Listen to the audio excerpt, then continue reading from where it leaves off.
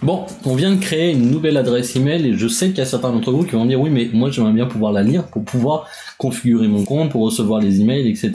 Donc je vais vous expliquer comment vous pouvez utiliser le logiciel de messagerie par défaut d'Infomaniac, la première chose. Et la deuxième chose, du coup, je vais vous montrer aussi comment vous pouvez configurer votre Outlook ou votre Apple Mail ou votre iPhone ou votre téléphone Android ou même Gmail pour connecter votre compte et pouvoir lire vos emails n'importe où.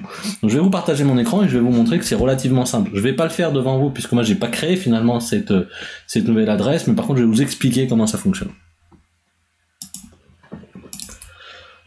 Donc, si vous êtes sur votre plateforme Infomaniac, d'accord, vous êtes sur Infomaniac, on va recliquer ici. Vous allez pouvoir cliquer ici, encore une fois, sur vos petits rectangles, et vous allez pouvoir cliquer sur Mail. Et sur Mail, en fait, là, moi, j'ai pas d'adresse mail disponible sur Infomaniac. Elles sont hébergées sur d'autres choses. Mais là, vous allez pouvoir rentrer votre adresse mail et votre mot de passe. De cette façon, vous pourrez avoir un webmail et lire vos emails sur Infomaniac. Mais c'est pas le plus simple parce qu'il faut penser à aller sur Infomaniac pour lire ses emails et pour y répondre. C'est pas super simple. Du coup, ce que vous pouvez faire, c'est vous pouvez configurer une adresse mail avec un logiciel de messagerie. Donc je vous ai mis le lien de ce guide juste en dessous. Et vous voyez que vous avez des liens pour configurer, par exemple, Outlook 2019 avec votre adresse mail d'Infomaniac. Donc il y a 2019, 2016, 2013, 2010, 2007.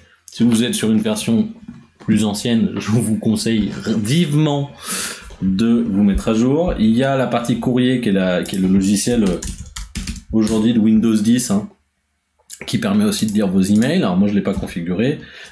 Thunderbird, de la même façon sur macOS X, vous allez pouvoir configurer Apple Mail. Sur iOS, vous allez pouvoir configurer un email sur iOS, sur Android aussi, sur Linux, sur Windows et sur Gmail.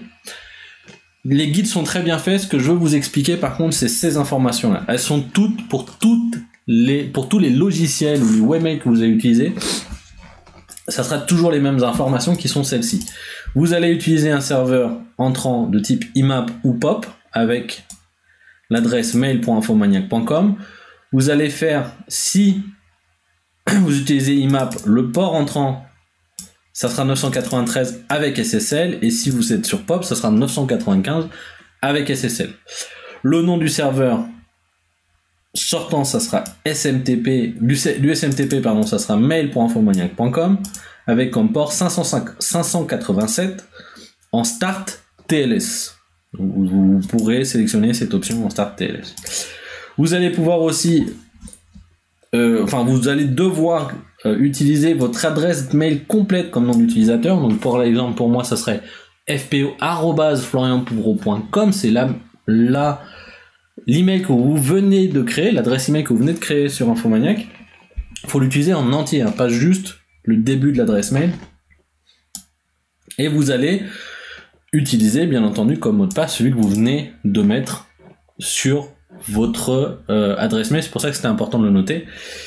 Et enfin, sur l'authentification, vous la rendez obligatoire pour l'envoi des emails. La plupart du temps, c'est automatique. Sinon, ça va vous poser la question et vous allez cocher oui, authentification pour l'envoi des emails.